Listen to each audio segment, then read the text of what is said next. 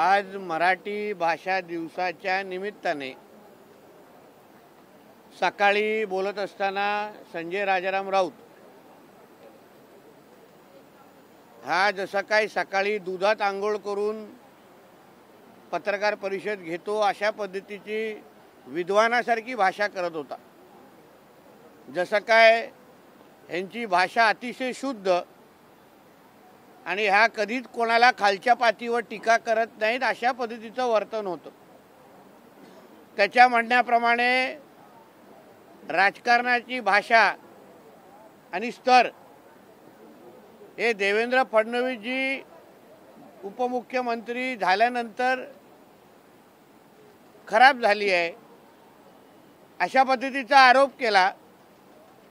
तर थोडा गजनी झालेल्या संजय राजाराम राऊतला सांगेन की त्यांनी आठवावं की एका पत्रकार मित्राशी बोलत असताना माईकवर कोण थुकला होता, एका केंद्रीय मंत्रीला शिवी कोणी घातली होती ऑन कॅमेरा, किंवा संजय राजाराम राऊतच्या पक्षाचे जे प्रमुख आहेत ते सातत्याने लोकांच्या शरीरावर कुठल्या पद्धतीची टीका करतात, किंवा हा स्वतः एका डॉक्टर महिलेलाशी बोलत असताना जेव्हा त्याचं कॉल रेकॉर्डिंग पब्लिक झालेलं तेव्हा त्याची भाषा किती चांगली होती।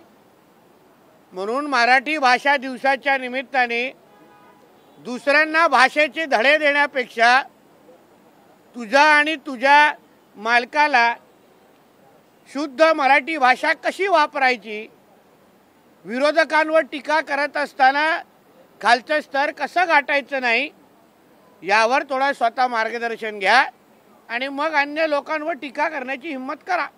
धन्यवाद।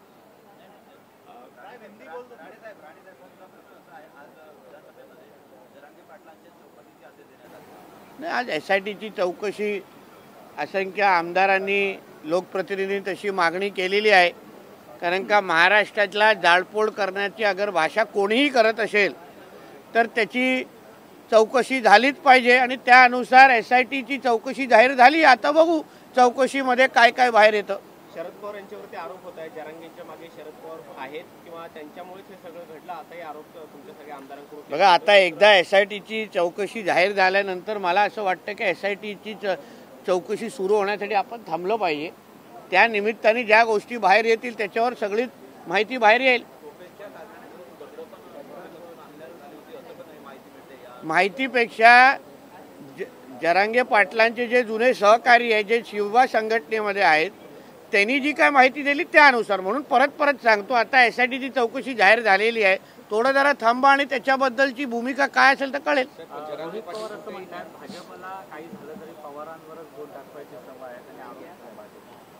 मग अवेळी चुकीच्या जागी बोट न घातलेलं तर मग बोटला दाखवण्याची वेळ येणार नाही ना।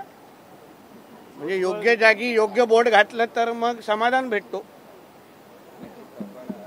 जरांगे पाटील यांची कुठेही नरमाईची भूमिका दिसत नाही। ते अजूनही म्हणतात की मला ज्यांनी FaceTime कॉल केला होता, FaceTime तर व्हॉट्सअप आपला आयफोनवर होतो, तो जर कॉल केलाय तर त्याची पण यादी मी बाहेर काढीन आणि माझ्याकडे कॉल बघा। एक लक्षात घ्या, परत तुम्हाला सांगतो, SIT चौकशी जेव्हा जाहीर होते ती फार सखोल चौकशी असते।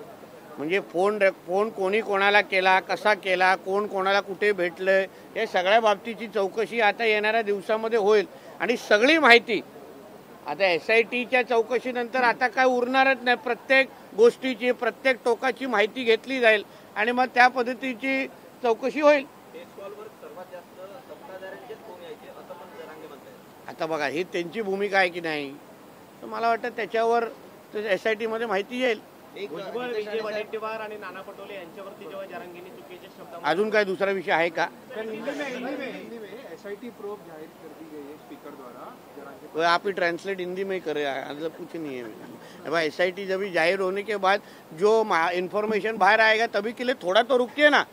सारा का सारा ब्रेकिंग न्यूज आपको आज का क्यों चाहिए?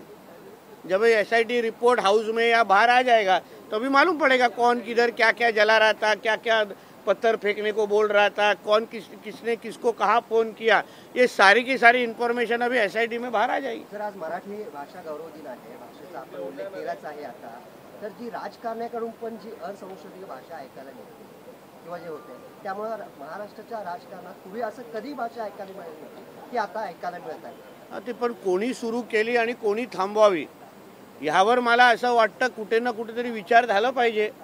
अगर ॲक्शन टू रिॲक्शन आम्हाला द्यायला लागत असेल तर जे सुरू करणारे जे लोक आहेत, भाषेचं स्तर म्हणजे खालती आणणारे जे लोक आहेत, कोणाच्या शरीरावर, कोणाच्या कुटुंबियावर, कोणाच्या आईवडिलांवर, एका महिलेवर हे जे काय टीका टिप्पणी करणारे लोक आहेत, ह्या लोकांनी अगर पहिलं भूमिका घेणं बंद केलं तर मला असं वाटतं की त्या पद्धतीचं उत्तरच बंद होईल. यामध्ये जनता भरली जात नाही का, किंवा त्यांच्यावरती जे लहान मुलं आहेत, नवीन पिढी, त्यांच्यावरती वाईट संस्कार होतात म्हणून तुम्हाला बोलतो नाही, हे आम्हाला कोणालाच आवडत नाही अशा पद्धतीने, कारण का ह्याच्याशी काय जनतेशी काय लेणं येणंच नाही.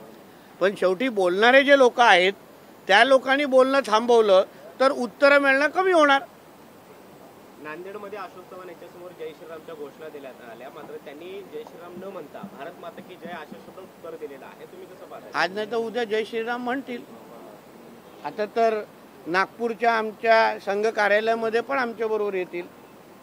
आज नाही तो कल, कल नाही तो परसो, म्हणायला तर लागणारच. संजय राऊत असं म्हणाले की देवेंद्र फडणवीस यांनी महाराष्ट्राची गृहमंत्रीपदाचे सूत्र हाती घेतल्यानंतर संस्कृती लया लागली. म्हणून मी तुम्हाला सुरुवातीला सांगितले ना, धडे देणारा कोण, ज्यांनी एका महिलेला जाहीर पद्धतीने फोनवर तिच्या घाणेरड्या पातळीची तिची टीका केली, डॉक्टर स्वप्ना पाटकर, ज्यांनी एका पत्रकाराला लाईव्ह कॅमेरावर त्याच्या माईकवर थुकलेले आहेत, ज्यांनी एका केंद्रीय मंत्रीला घाणेरडी शिवी दिलेली आहे, अशी लोक जेव्हा आमच्या गृहमंत्र्यांवर, आमच्या मंत्र्यांवर, आमच्या नेतृत्वावर जेव्हा टीका करतात ना, तेव्हा आजूबाजूचे लोक हसत असतील की हा माणूस वेडा झालाय, असं आहे. म्हणून आरशात बघून पहिलं बोलावं आणि मग आमच्यावर टीका करावी. ठीक आहे.